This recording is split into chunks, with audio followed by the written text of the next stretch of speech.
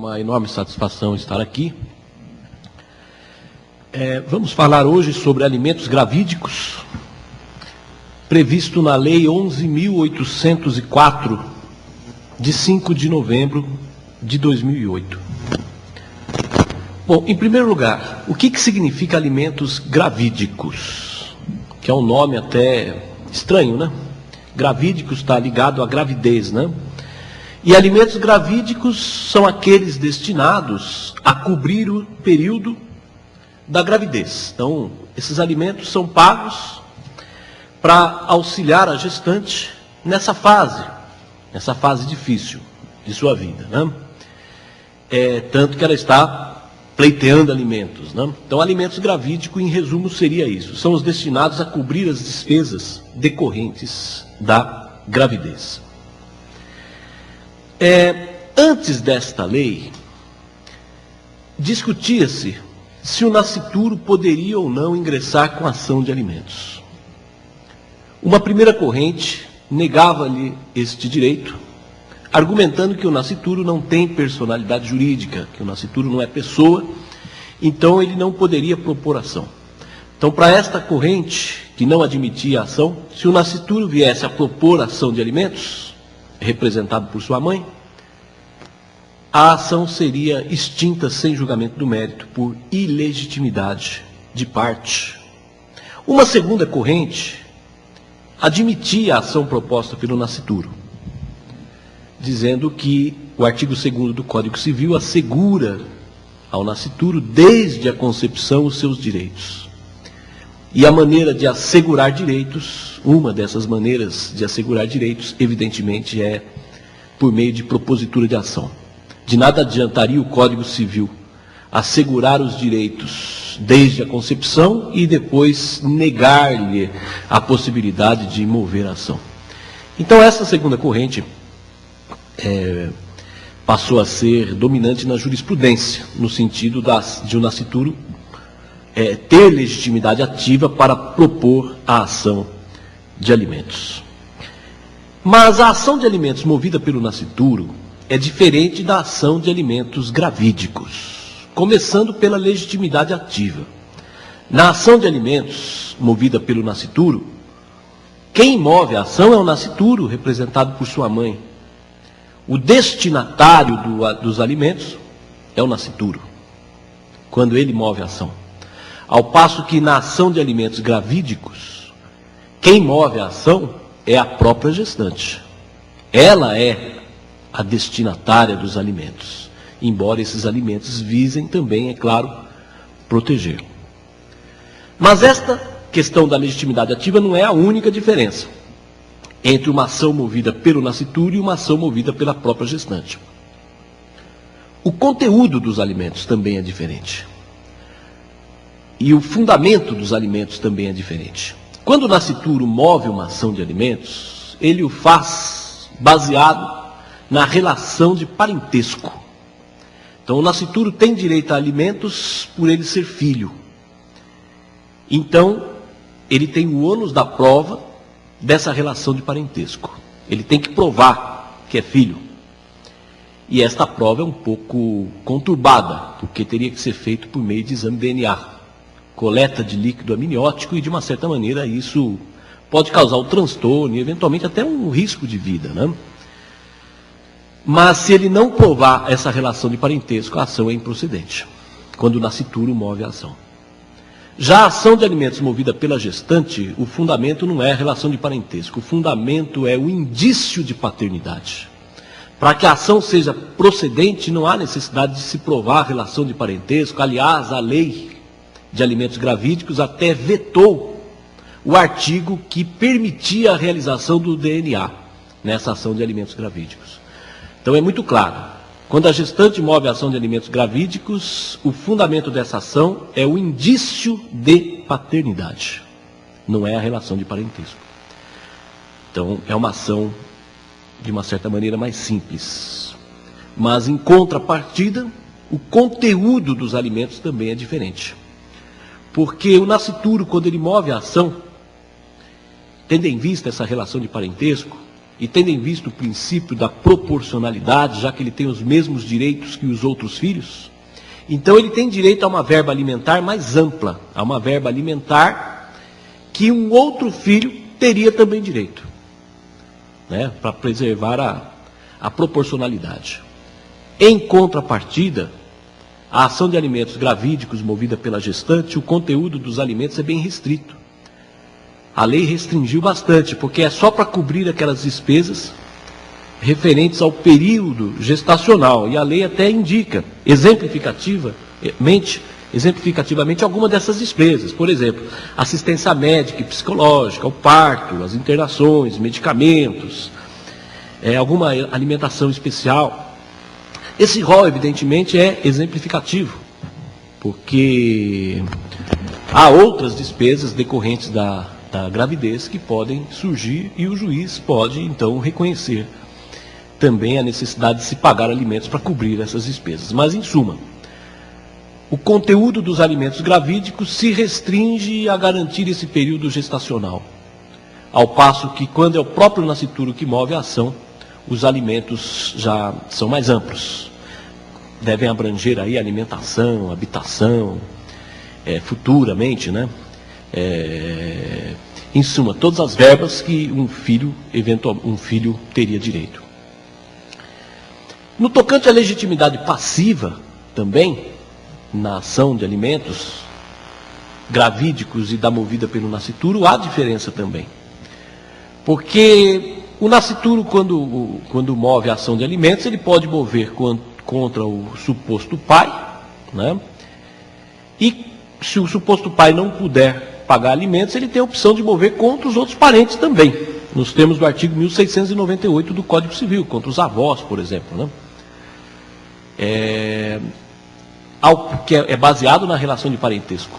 Ao passo que os alimentos gravídicos, o único legitimado passivo é o suposto pai.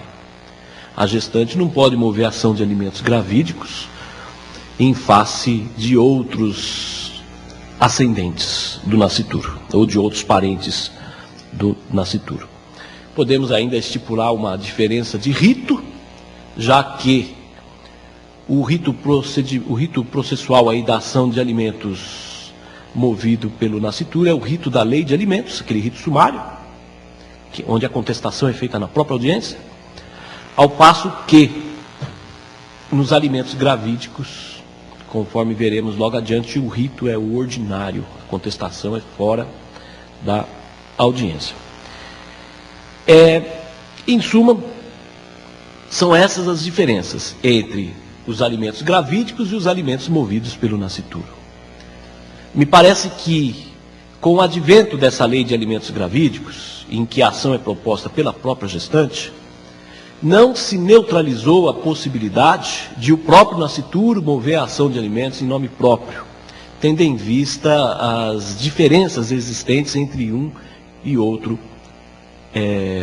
alimento. Tá? Vale lembrar o seguinte, então, na ação de alimentos gravídicos, a gestante é a legitimada ativa.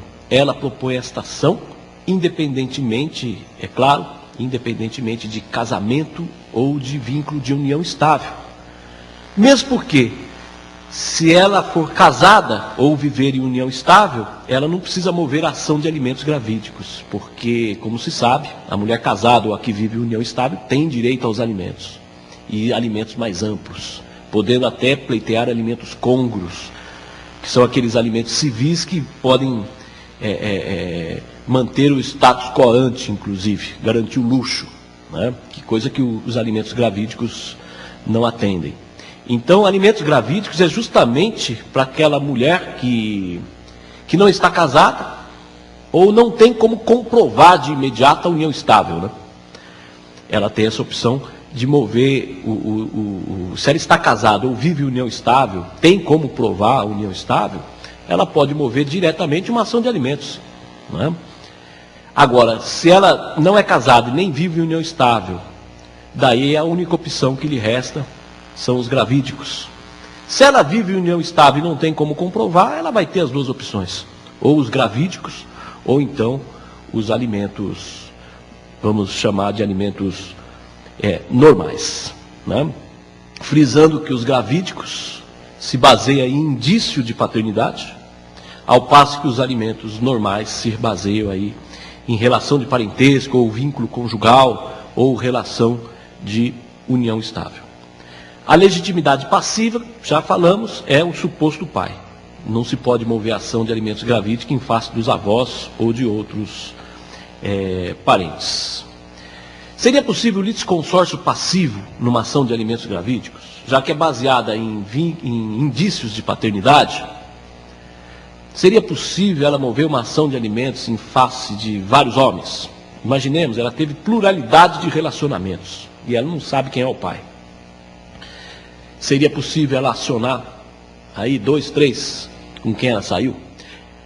Vejam só, me parece que possível né? Só que essa ação fatalmente vai ser improcedente, porque os réus podem se defender com a exceptio plurium concumbêncio, que é aquela defesa baseada na pluralidade de relacionamentos, provando que ela teve relacionamentos no período da concepção com mais de um homem. Evidentemente que os indícios de paternidade não se sustentam, e então a ação será improcedente pela falta de indícios de paternidade, né? Essa defesa da exceptio plurium concumbêncio resolveria o problema dos réus, né? Mas me parece que ela poderia obter sucesso numa ação aí envolvendo litisconsórcio passivo, quando ela foi vítima de algum crime sexual. Então, por exemplo, ela foi estuprada por 3 homens, e acabou gerando uma gravidez. Daí me parece que ela poderia mover ação em face dos 3, tendo em vista os indícios sobre esses 3, e a ação poderia ser procedente e o juiz dividiria a obrigação. Cada um pagaria uma parte, né? Ou uma outra hipótese de litisconsórcio, onde ela teria alguma chance de procedência, no caso de um concubinato simultâneo, onde ela viveu simultaneamente em concubinato com 2 homens. Teoricamente, ela poderia ter direito. Tá? O critério de fixação dos alimentos gravídicos. O critério de fixação é o mesmo dos alimentos normais. É o binômio possibilidade e necessidade. Então, quem entra com ação de alimentos gravídicos tem o ônus da prova da necessidade. Aliás, é uma outra diferença com os alimentos do nascituro. Porque o nascituro, quando ele move a ação, ele não precisa provar a necessidade. Presume-se a necessidade pelo simples fato dele ser filho menor, não é isso? Filho menor não tem que provar a necessidade em ação de alimentos. A necessidade é presumida, né?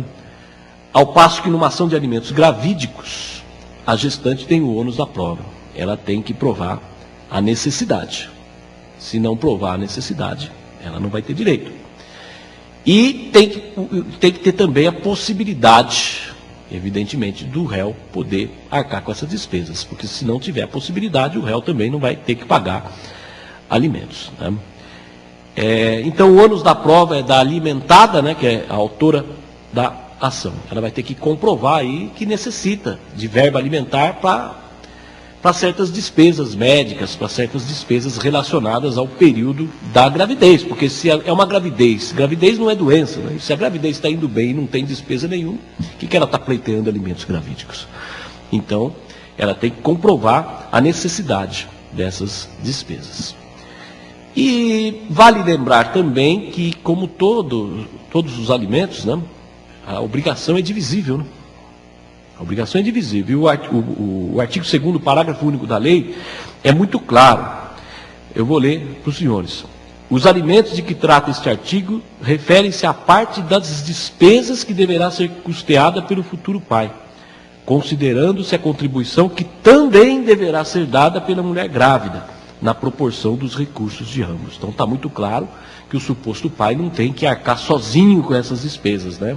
Já que a obrigação é divisível. Me parece que essa ação de alimentos gravídicos, como é fixada, os alimentos são fixados com base em mero indício de paternidade, não é isso?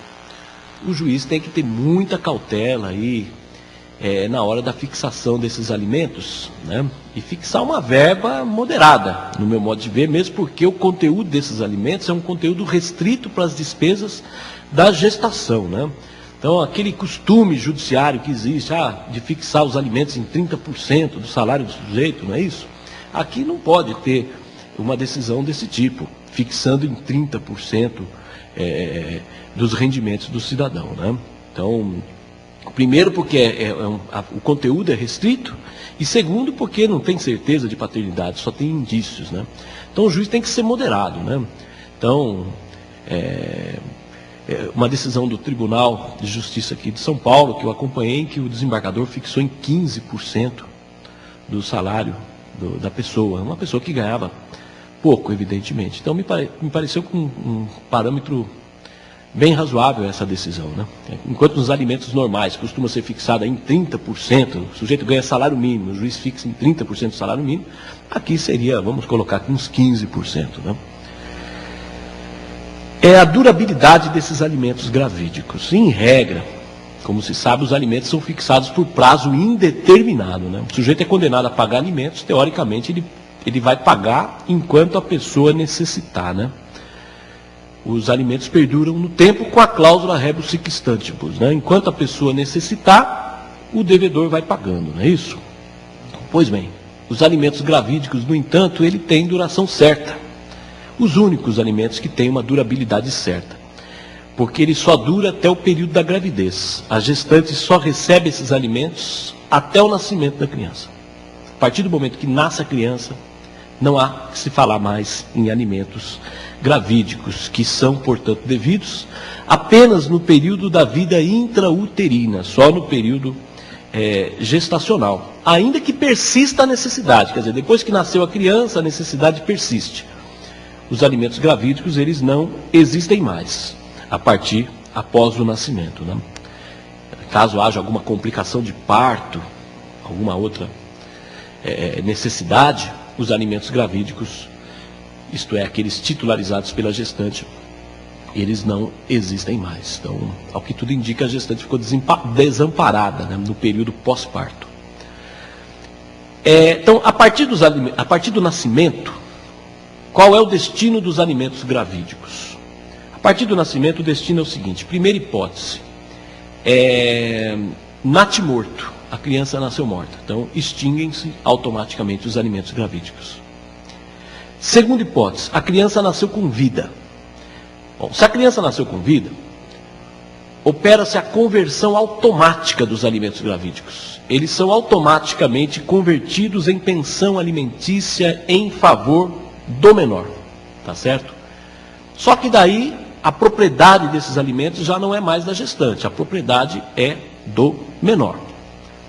Então ocorre a conversão automática dos alimentos gravídicos em pensão alimentícia em favor do menor, até que o suposto pai mova aí uma ação de exoneração, ou eventualmente uma ação de revisão, né? Então o destino é esse: se a criança nasce morta, extingue; se nasce viva, os alimentos gravídicos são convertidos em favor do nascituro. A lei não diz que essa importância tem que ser depositada em conta bancária, numa caderneta de poupança aí em nome do nascituro, né? A lei não prevê isso. E como pelo Código Civil os pais têm usufruto, né, dos bens dos filhos, né? Então a mãe que vai administrar esse dinheiro, né? Agora, acontece às vezes na prática o seguinte: durante a ação, no curso do processo de alimentos gravídicos, nasce a criança. Então o sujeito moveu uma ação, a gestante, né, moveu uma ação de alimentos gravídicos, e no curso do processo nasceu a criança. E aí? O que acontece? Há alguns julgados decretando carência superveniente de ação, dizendo que a ação perdeu o objeto. Então há alguns julgados, inclusive aqui no Tribunal de Justiça de São Paulo, extinguindo o processo sem julgamento do mérito por perda do objeto.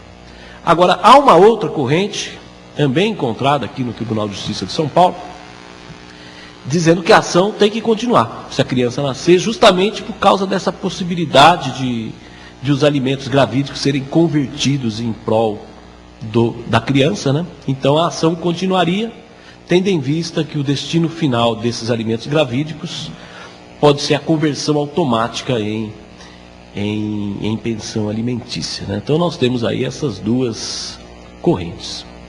Em princípio, aí me parece mais correta essa segunda corrente, já que a ação de alimentos gravídicos ela objetiva, no final, uma conversão também de pensão em favor da criança, né? Mas o tema realmente é nebuloso, é um tema realmente que merece ainda uma reflexão maior, né? Então, se durante o processo nascer a criança, nós temos duas correntes, uma no sentido de que haveria carência de ação por perda do objeto, e uma outra ordenando que a ação prossiga, tendo em vista que o destino pode ser, desses alimentos pode ser a criança também. Agora, poderia a gestante, depois que a criança nasceu, mover uma ação de alimentos gravídicos? Aqui é mais ou menos tranquilo que não. Ela não poderia mover a ação de alimentos gravídicos após o nascimento da criança.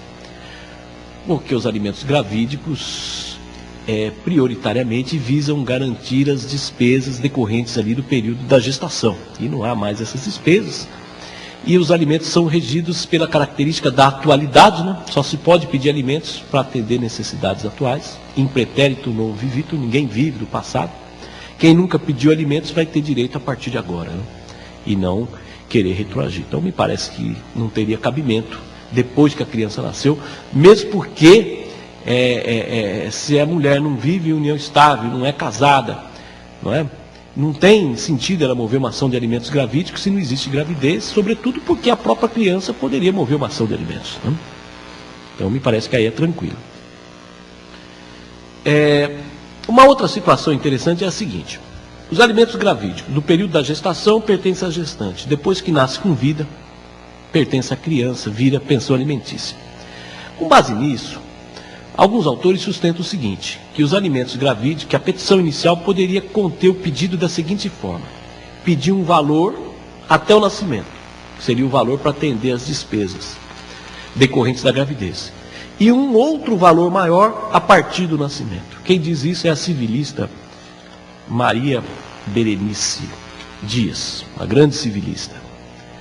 Ela entende dessa forma, que poderia fazer esse pedido, né?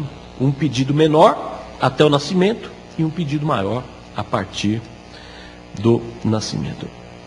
Com o devido respeito aí,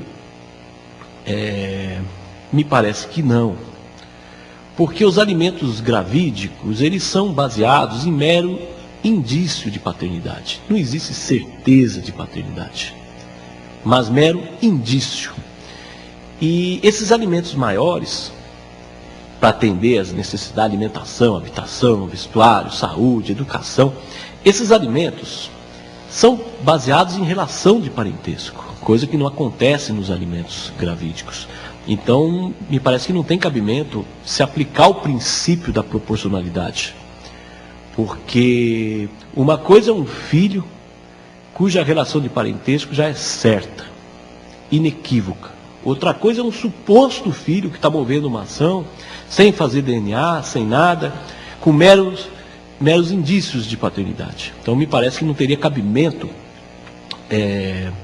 meros indícios de paternidade gerar um benefício equivalente a um vínculo de paternidade certo, né? Mesmo porque a lei de alimentos gravídicos só permite que a gestante mova a ação para receber aquelas verbas. Ela não possibilita que se mova a ação para outras verbas maiores. E é uma lei que restringe direitos e, portanto, não pode sofrer interpretação ampliativa, extensiva, né? Mesmo porque a gestante, ela não poderia ser substituta processual, mover ação em nome próprio para defender interesse alheio. Ela só pode ser substituta processual nos casos expressos em lei, né? E não há lei prevendo isso. Bom, vamos partir agora para os aspectos processuais dessa lei de alimentos gravídicos. A legitimidade ativa, né? Quem pode propor essa ação, nós já vimos, é a própria gestante e não o nascituro. deixar bem claro isso. Isso, inclusive, foi um pouco criticado pela doutrina, porque, em termos de nascituro, nós temos aí a teoria natalista, no sentido de que o nascituro não é pessoa, o nascituro não tem personalidade jurídica, a personalidade só se adquire a partir do nascimento com vida. E temos a teoria concepcionista, que já considera o nascituro pessoa, com todos os direitos personalíssimos que uma pessoa tem, né? E a doutrina concepcionista, que quer antecipar a personalidade do nascituro já na partir da concepção, né? A doutrina concepcionista criticou essa legitimidade ativa da gestante, dizendo que a lei deveria ter possibilitado o próprio nascituro de mover a ação, né? Mas, como se vê aqui, pelo menos em relação a essa lei, prevaleceu a teoria natalista. Porque se a lei realmente considerasse o nascituro como uma pessoa completa, teria ele mesmo figurado como parte legítima aí pela lei para propor esta ação, né?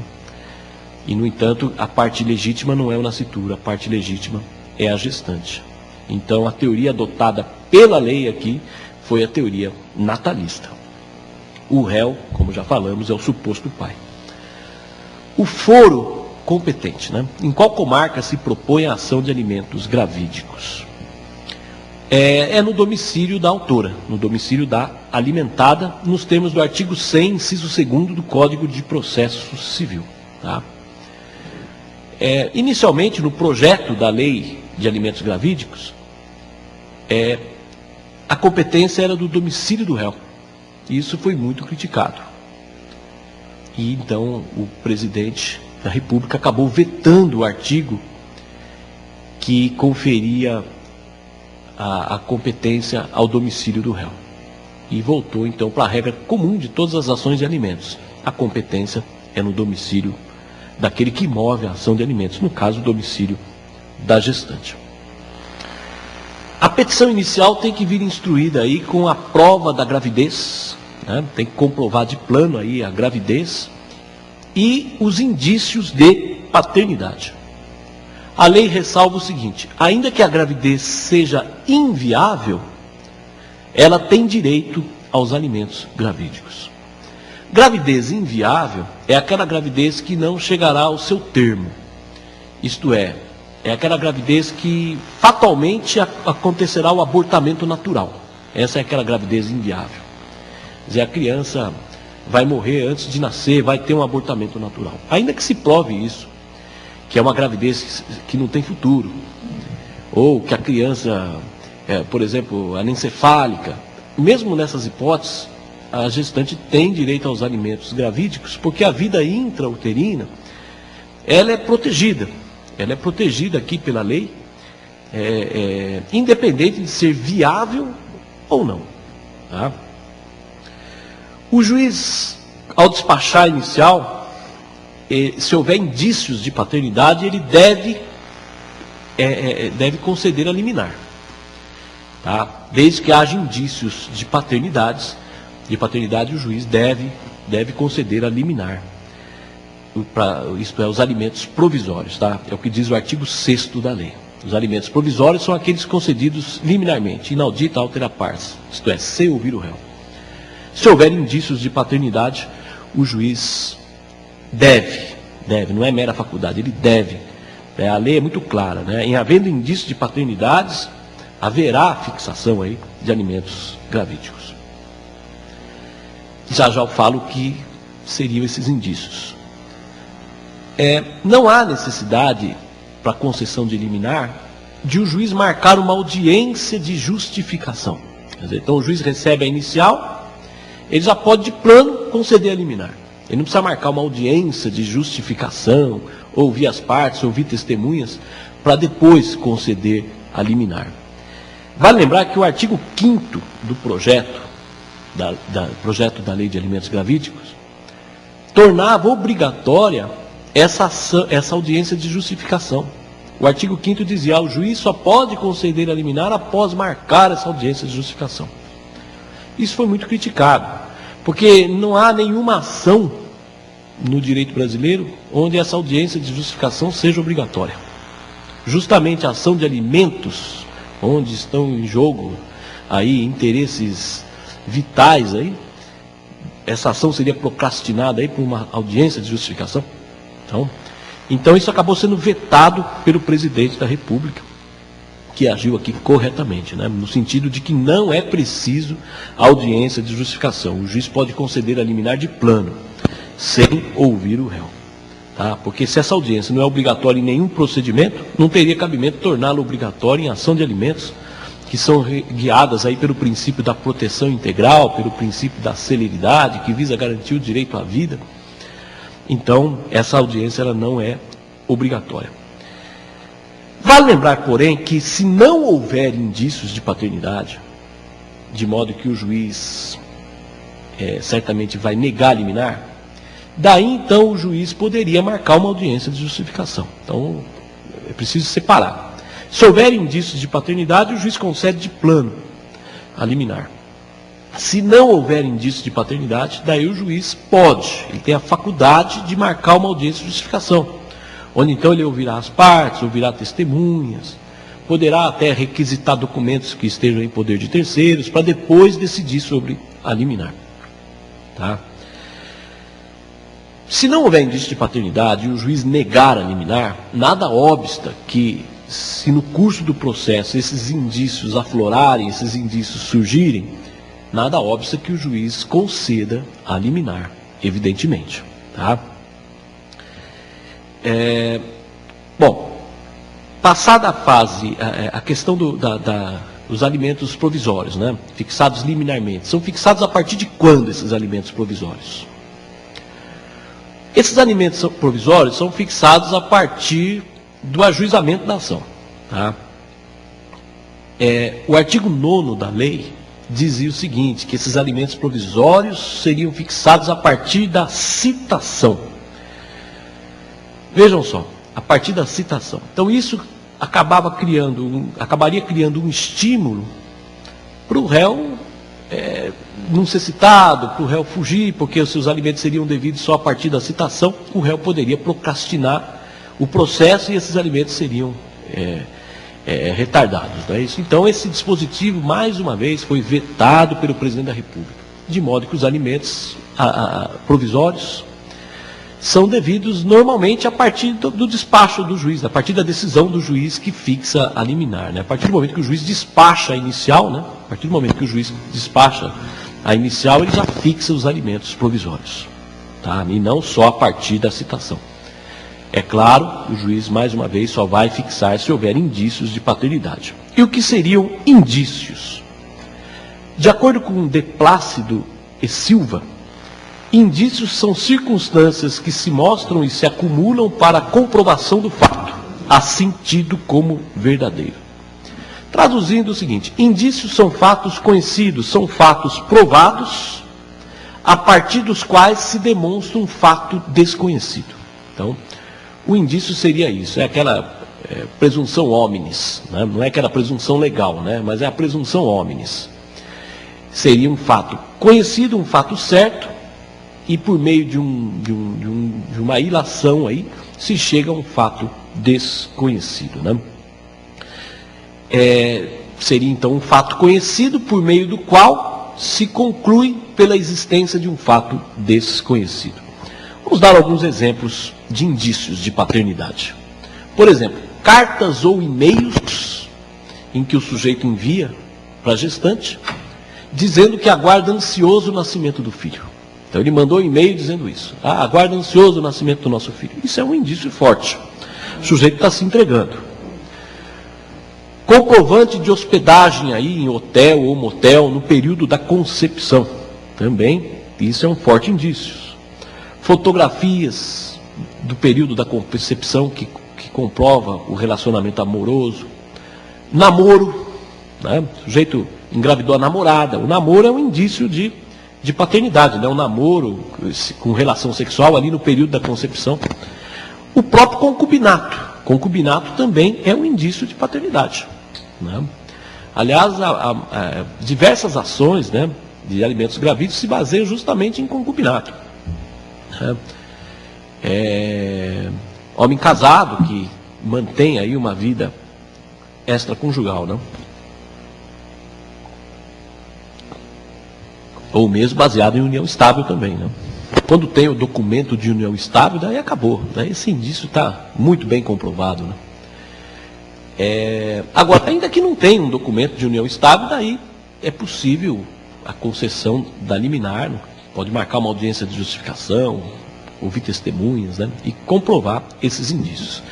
Vale lembrar que no caso de casamento, há presunção de paternidade em prol do marido, né?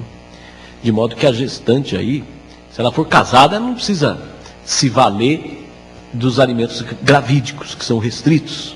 Ela pode mover direto uma ação de alimentos, pleiteando verbas maiores, né? Igualmente na união estável, né? Se ela tem prova da união estável, ela pode mover uma ação de alimentos, pleiteando verbas maiores. Ou mesmo não tendo prova, mas desde que comprove no curso da ação, ela poderia pleitear verbas maiores.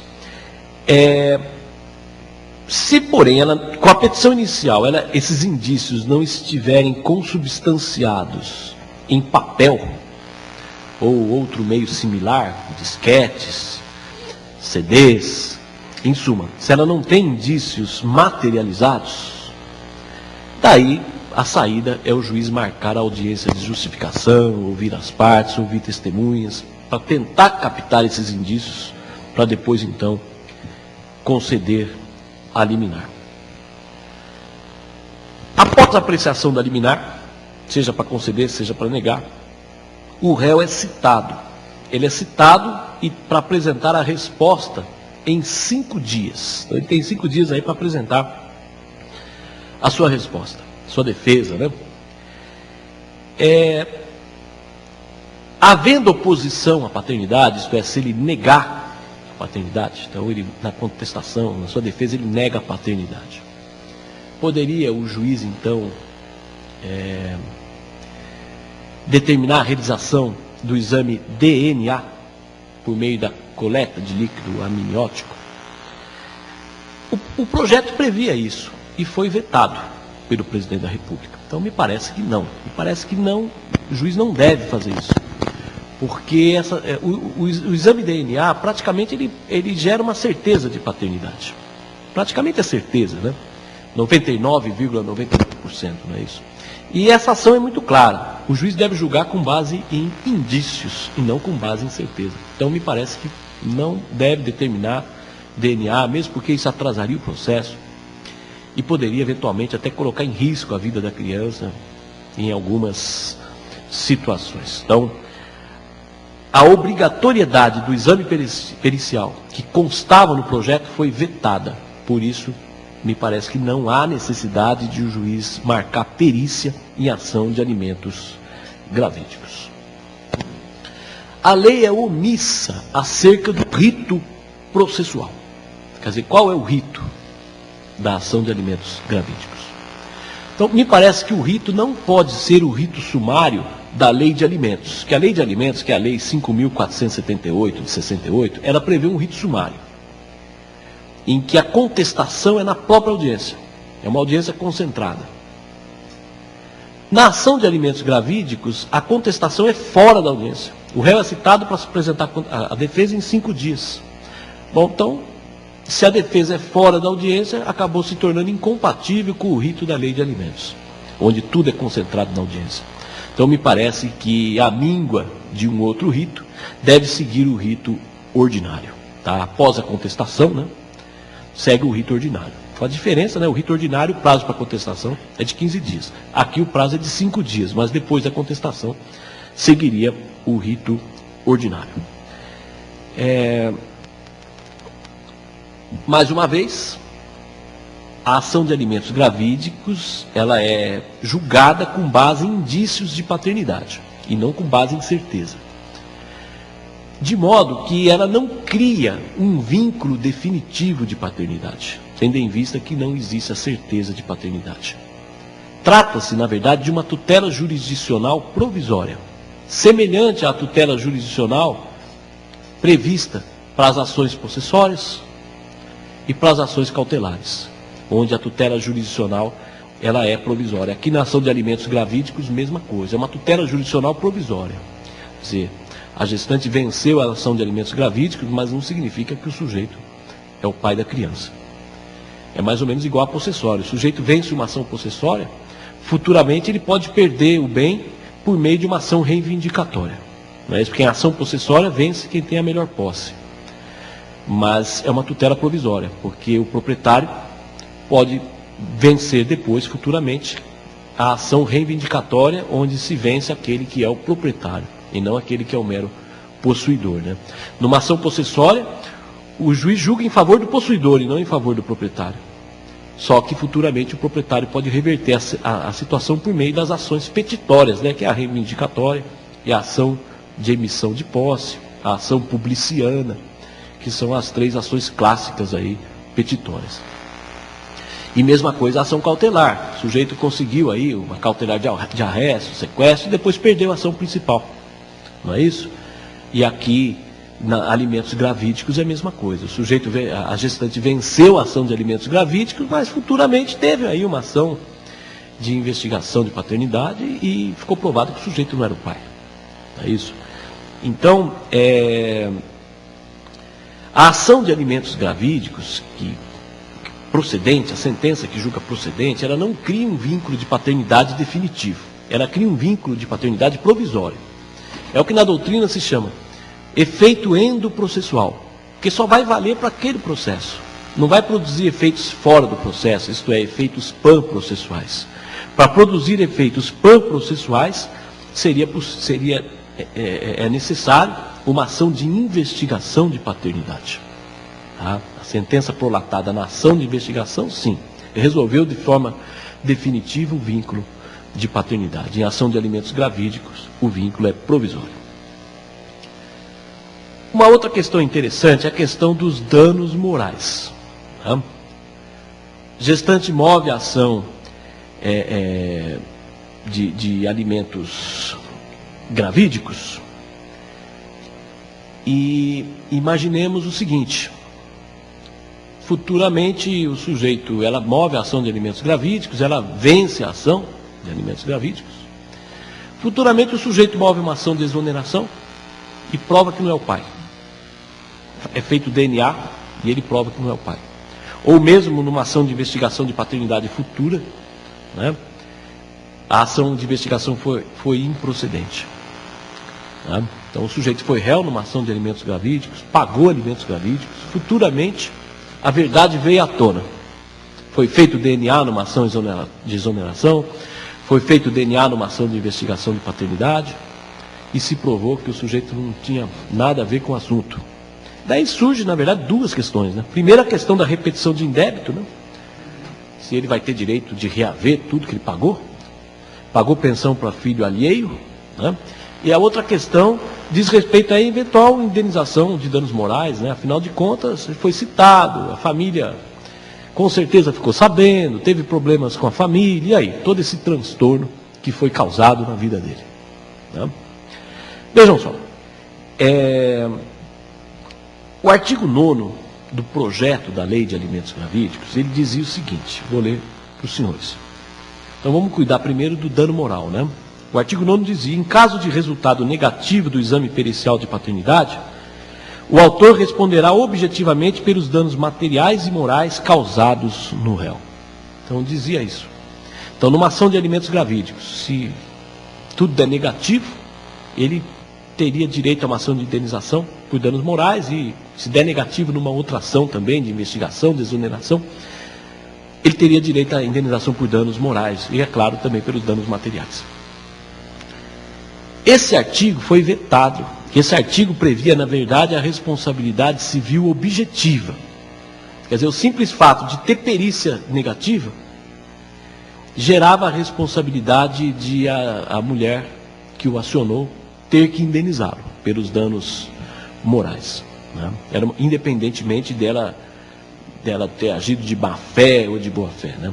E esse artigo acabou sendo vetado, porque qualquer ação que fosse improcedente aí de alimentos gravídicos geraria o direito à indenização. E isso iria acabar inibindo a gestante a mover a ação. E de uma certa maneira iria violar o princípio constitucional do acesso ao judiciário. Né? Então foi vetado esse artigo. De modo que na lei não tem nenhuma regra específica. Então na doutrina, nós temos aí duas correntes.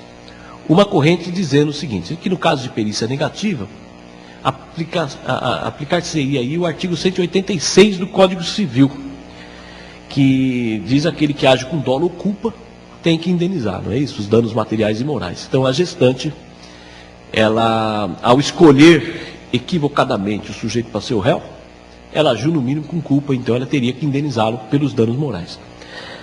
Essa corrente torna indenizável toda ação julgada improcedente, né? Toda ação de alimentos gravídicos julgada improcedente, ou toda vez que se fizer uma perícia e ela for negativa, teria a gestante que indenizar o sujeito. Seria uma responsabilidade subjetiva baseada na culpa. Bom, mas evidentemente que a culpa, se ela não sabe nem quem é o pai da criança, né? Evidentemente que existe culpa. Então ela teria que indenizar sempre, né? E isso violaria o princípio do acesso ao judiciário, iria inibir as pessoas a entrarem com a ação. Então me parece mais correto uma outra corrente, no sentido de que ela só caberia a ação de indenização por danos morais no caso de dolo, no caso de evidente má-fé. Porque se ela agiu realmente com dolo, com má-fé, acionou o sujeito sabendo que ele não era o pai da criança, daí ela teria que indenizá-lo pelos danos morais. Tá? Então me parece que responsabilizar alguém porque processou uma outra pessoa, nós temos dois interesses em jogo aí. Uma coisa, de um lado o dano moral, de outro lado o princípio do acesso à justiça, que tem que ser preservado. As pessoas devem ter o direito de ingressar na justiça sem ter que sofrer essas consequências futuras, né?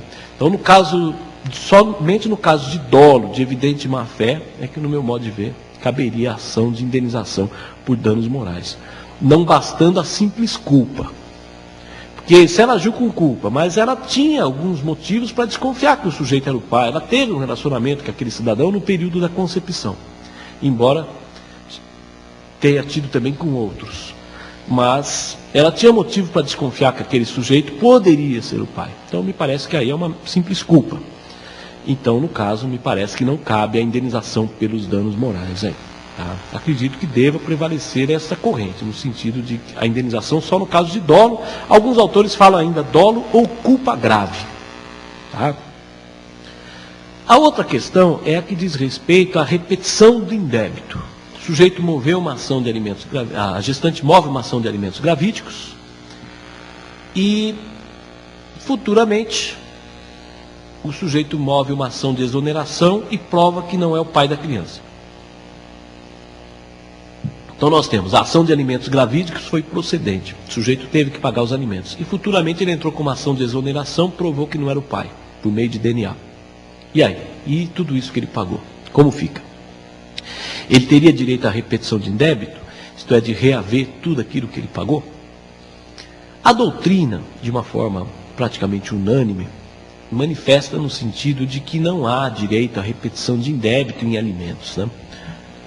Os alimentos são regidos pelo princípio da irrepetibilidade. Não cabe repetição de indébito em alimentos.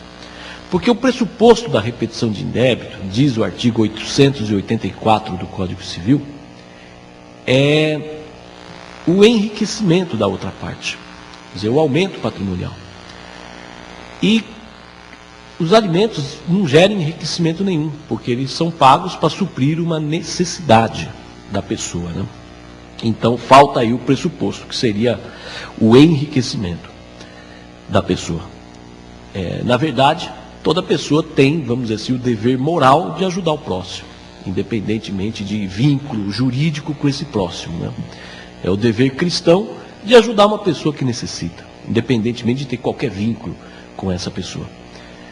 Aí, no caso, o sujeito foi coagido por sentença a fazer caridade, vamos dizer assim, né? Então, se futuramente ficar provado que ele não era o pai, ele não vai ter direito à repetição de indébito, porque não há previsão legal, né? O princípio da irrepetibilidade dos alimentos só poderia ser excepcionado se houvesse uma norma, uma lei expressa, criando uma exceção para esse princípio. E não existe nenhuma lei abrindo exceção aí à irrepetibilidade dos alimentos nessa situação. Me parece que há uma situação, há uma exceção guiada aí pelo bom senso, onde seria possível a ação em reinverso, né, que seria essa ação de repetição de indébito. Seria no caso de dolo, de evidente má-fé do verdadeiro pai. Quer dizer, o verdadeiro pai, ele tinha conhecimento da ação de alimentos e quedou-se inerte, não é isso? Então me parece que aquele que pagou alimentos, ele poderia mover uma ação de repetição de débito, não contra a gestante, já que ela não se enriqueceu, ela apenas recebeu para sobreviver, mas contra o suposto pai, provando que ele agiu com dolo, porque ele, de uma certa maneira, à medida que ele deixou de pagar os alimentos, ele, de uma certa maneira, teve um benefício patrimonial. Então, me parece que seria cabível nesse caso. Repetição de indébito contra o verdadeiro pai, provando que ele agiu com dolo, que ele silenciou intencionalmente sobre a paternidade. Uma outra questão interessante, imaginemos o seguinte: o juiz na ação de alimentos gravídicos concedeu liminarmente os alimentos. Depois da sentença, julgou procedente. Só que o réu, o suposto pai, sempre foi inadimplente, isto é, nunca pagou nada. Então está devendo alimentos gravídicos desde o momento que foi fixado, desde o momento que esses alimentos foram fixados. Tá? E até hoje não pagou nada. Daí o suposto pai move uma ação de exoneração de alimentos. E nessa ação de exoneração é feito o DNA e a ação é procedente. Provou-se que ele não era o pai da criança. Tá? E daí? Ele terá que pagar aqueles alimentos atrasados e onde ele foi inadimplente? Compreenderam a questão? Tá? Então vejam só, é uma questão aí, respondendo pelo âmbito assim, daquilo que parece ser mais justo, me parece que ele não teria que pagar mais nada, não é isso? Se a gente fosse responder apenas pelo bom senso. Ele não é o pai, não teve nada a ver com isso, já sofreu com o processo, onde ele era, entre aspas, inocente, não é isso? Então me parece que, em termos de justiça, ele não teria que pagar mais nada. Mas vamos analisar pelo aspecto técnico, pelo aspecto processual. Aquela sentença de alimentos gravídicos, ela fez coisa julgada, material. Para rescindir uma sentença com coisa julgada material, o único meio qual é? Ação rescisória. Que até que sobreveia um acórdão prolatado em ação rescisória, aquela sentença ela tem que surtir efeitos, ela tem que valer. Então, sob o prisma processual, o sujeito teria que pagar aquela verba, mesmo não sendo pai, ele teria que pagar, salvo se ele ajuizar a ação rescisória. Tá? Sob o aspecto processual, a solução seria essa. É diferente no caso em que é concedida a liminar de alimentos gravídicos e na própria sentença de alimentos gravídicos o juiz julga improcedente a ação. Daí, no caso, o sujeito não vai precisar pagar nada, né? Se ele pagou, está pago. Ele não vai ter direito à repetição de indébito. Agora, se o juiz deu a liminar e ele não pagou nada, e depois a sentença julgou improcedente a ação, essa sentença que julga improcedente a ação de alimentos gravídicos, ela tem efeito ex tunc, tem efeito retroativo, ela cancela, evidentemente, aquela liminar. Agora, se transitou em julgado, né, e depois que ele moveu, futuramente ele move uma ação de exoneração e vence essa ação de exoneração, daí vai ter aquele obstáculo processual, aquela sentença fez coisa julgada, aquela sentença não foi objeto de uma ação rescisória, então, teoricamente, ele tem que cumprir aquela sentença tem que ser respeitada. Nós temos ainda aí praticamente mais duas questõezinhas para abordar, que é a questão da prisão civil, que não há nenhum dispositivo na lei assim expresso a respeito da prisão civil, mas me parece que ela é cabível, a prisão civil, do devedor de alimentos gravídicos, tá?